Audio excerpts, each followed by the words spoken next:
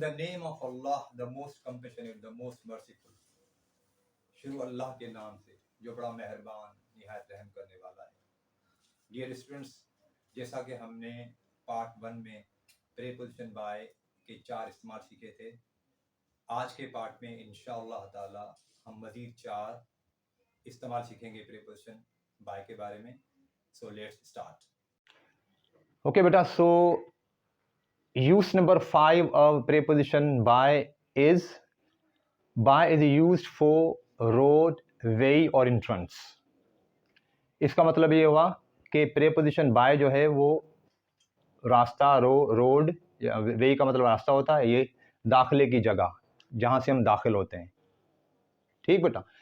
Now coming to example, the first example of use number 5 is he came in by the back door। He came in by the back door। Over here, यहाँ पर by का मतलब हुआ, जुमले की पूरी बात करते हैं कि वो पीछे वाले दरवाजे से आया या दाखिल हुआ।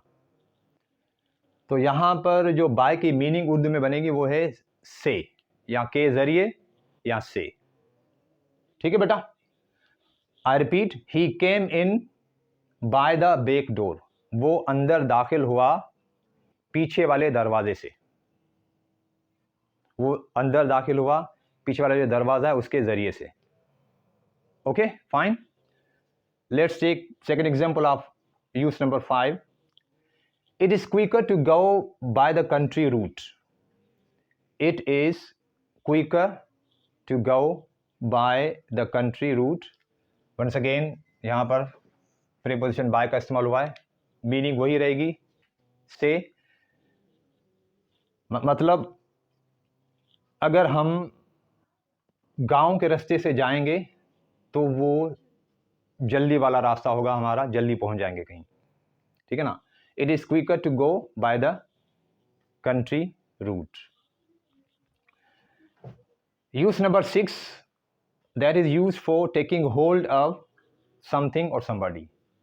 अच्छा, थोड़ा सा इसके बारे में मैं बता दूं बेटा। इसका मतलब ये हुआ टेकिंग होल्ड ऑफ समथिंग या समबडी, इसका मतलब हुआ कि आप किसी चीज़ को अपनी गिरफ्त में ले रहे हो, अपने काबू में ले रहे हो, अपने गिरफ्त में ले रहे हो या अपने काबू में ले रहे हो। इसका मतलब ये हुआ। ठीक है। So now take the example of use number 6। Ali took me by the arm. Ali ने मुझे बाजू से पकड़ा। अली ने मुझे बाजू से पकड़ा। अच्छा, ये तो यहाँ पर सिर्फ एग्जाम्पल इस तरह है। It is not only for this arm, मतलब बाजू। भाई हम किसी शख्स को, फॉर एग्जाम्पल किसी शख्स ने मुझे जो ना टांग से पकड़ा, किसी शख्स ने मुझे कॉलर से पकड़ा, किसी शख्स ने मुझे बालों से पकड़ा। So it could be any organ of the body, मतलब हमारे जिस्म का कोई भी हिस्सा हो सकता है। सिर्फ एक एग्जाम्पल आपको समझाने के मैंने यहाँ पर आर्म दिए। Did you get it? Okay, now we are moving to next example. She grabbed the hammer by the handle. She grabbed the hammer by the handle, इसका मतलब ये हुआ कि उसने हथौड़ी को उसके दस्ते से पकड़ा। उसका जो हैंडल है बेटा, हैंडल जो ना, हैंडल का मतलब है दस्ता और हैमर का मतलब होता है हथौड़ी। उसने हथौड़ी को उसके दस्ते से पकड़ा। देख लें यहाँ पर फिर दोबारा लिखा हुआ है से पकड़ा। ठीक है। सो अच्छा, एक बात शायद आपने नोट ना की हो, ठीक है, मैं आपको थोड़ा मज़ीद बता देता हूँ। यहाँ पे बेटा देखो, यहाँ पे आर्टिकल का भी इस्तेमाल हुआ है। देख लें, आर्टिकल द, इसका भी इस्तेमाल हुआ है। इसका अलग से मैं यानी कि वीडियो बनाऊंगा इंशाल्लाह, फिर मज़ीद उसके बारे में आपको वहाँ पर बताऊंगा, क्योंकि फ़िलहाल हम सीख रहे हैं प्रीपोजिशन बाय। सो मैं अगर मतलब इस पर बोलूँगा तो फिर ये असल हमारा टॉपिक है ना, उससे थोड़ा हम हट जाएंगे। सो मेरे ख्याल में फिर जो ना वो बेमकसद बात हो जाएगी। तो बेहतर है कि हम अपना जो टॉपिक है उस पर ही रहें तो बेहतर होगा। ठीक है बेटा। Okay, now moving towards use number 7। अच्छा, एक बात आप नोट कर रहे हैं कि देख लें, मैं यहाँ पर इस लफ्ज़ को यूज़ नहीं कह रहा, मैं यहाँ पे कह रहा हूँ यूज़। जो इसका स्पेलिंग लिखा हुआ ना USE, क्योंकि यहाँ पर मैं इसको यूज़ क्यों पढ़ रहा हूँ, क्योंकि यहाँ पर ये नाउन है, यहाँ पर ये नाउन है। हाँ, अगर ये वर्ब होता तो फिर इसको हम कह सकते थे यूज़, ठीक है, क्योंकि यहाँ पर ये एज अ नाउन इस्तेमाल हुआ है, इसीलिए मैं इसको कह रहा हूँ use. Use number 1, use number 2, use number 3, use number 4, use number 5, use number 6, and now we are moving towards use number 7. I think you must have understood it clearly. Fine. अब हम आते हैं use number 7 पर, जो है कि it is used for the work of any writer or composer. अच्छा बेटा, इसका मतलब ये होता है कि या तो राइटर हम उसको कहते हैं जो मतलब किसी किताब का मुसन्निफ होता है, लिखने वाला होता है, ठीक है। कंपोजर का मतलब होता है एक, फॉर एग्जांपल एक म्यूजिशियन है, मतलब जो कोई गाना बनाता है उसके हिसाब से म्यूज़िक को, मौसीकी को जो ना वो बनाता है, ठीक है। तो हमारे पास बहुत एग्जांपल्स हैं म्यूजिशियंस की, ठीक है ना। एक पाकिस्तानी म्यूजिशियन भी हुआ करता था जिसका नाम था अदनान समी, आजकल वो इंडिया में होता है, ठीक है ना। He was a great music composer plus singer, composer भी था और सिंगर भी था, और इंडिया का भी एक मतलब मशहूर कंपोजर है, AR रहमान के नाम से इसको जाना जाता है, सही है। तो अब आ जाते हैं हम एग्जाम्पल पर, ठीक है। सो बेटा इसकी एग्जाम्पल यहाँ पर देख लें कि have you watched a short film bye Asif, ठीक है। अब ये कंपोजर है, ठीक है ना, मतलब उसने एक फिल्म बनाई है। अच्छा, कंपोजर में कोई कुछ भी हो सकता है, मतलब एक शख्स जो है वो आर्टिस्ट है, ठीक है ना, एक शख्स पेंटर है, ड्राइंग बनाता है बेहतरीन, एक जो आर्किटेक्ट जो घर बनाता है, ठीक है ना। तो मतलब इसमें कुछ भी एग्जाम्पल हम दे सकते हैं, ठीक है ना। अपार्ट फ्रॉम दिस, अगर आप चाहेंगे तो मैं एक और एग्जाम्पल इसमें मैंने लिखी नहीं है यहाँ पर, लेकिन मैं आपको ओरली बता देता हूँ, ठीक है ना। कि फॉर एग्जाम्पल समबडी सेज कि have you read any book by Charles Dickens. Charles Dickens एक नॉवेलिस्ट है, इंग्लिश नॉवेलिस्ट। तो देख लें एग्जाम्पल में मैंने क्या कहा कि have you read any book by Charles Dickens. अच्छा, अब थोड़ा सवाल यहाँ पे पैदा होता है, ठीक है ना। मतलब मोस्टली जो होता है, मोस्टली बाय का इस्तेमाल हम करते हैं पैसिव वॉइस में। कैसे? फॉर एग्जाम्पल छोटी सी एग्जाम्पल देता हूँ, आसान वाली, ठीक है। कोई कहता है कि आई रीड अ स्टोरी, ठीक है बेटा, बात समझ में आ रही है ना, ठीक है ना। कोई कह रहा है ये है एक्टिव वॉइस, अब इसका हम बनाते हैं पैसिव वॉइस कि a story is read by me, a story is read by me. अब देख ले ये मतलब क्या हुआ कि मैंने जो ना वो रीड की थर्ड फॉर्म लगा दी, ये बन गया रेड, और मैंने बाय का इस्तेमाल किया है। अगर आप गौर से देखें यहाँ पर देख लें, मैंने जो यहाँ पर भी बाय का इस्तेमाल हुआ है, ठीक है, कि मतलब एक फिल्म बनाई है एक शख्स ने जिसका नाम है आसिफ।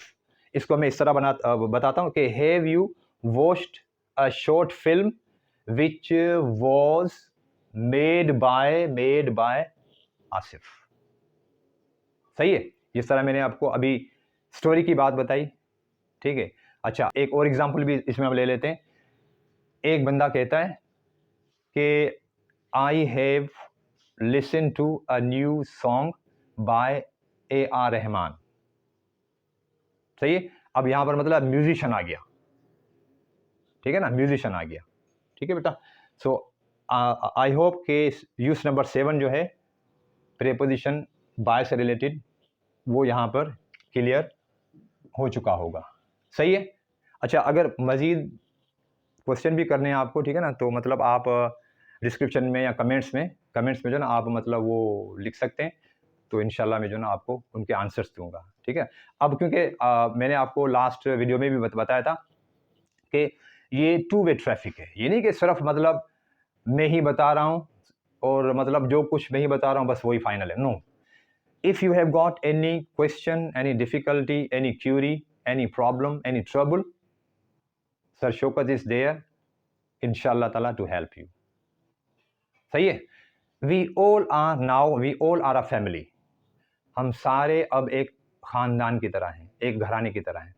सो इंशाल्लाह मतलब मैं आपको, कोशिश मेरी ये है कि हर चीज़ आसान करके, है ना, प्लेट होता है ना, प्लेट में जिस तरह पेश करते हैं, ठीक है ना, मतलब कि प्लेट में जो ना मैंने रख दिया, पेस्ट्री रख दी, बटर रख दिया। आजकल तो बस खैर इनका भी काम है, लेकिन आजकल जो मशहूर है अपने पाकिस्तान में भी और दुनिया में, वो है पिज़्ज़ा। एक आपने देख ले, मेरा तलफ़ुज़ सुन लें।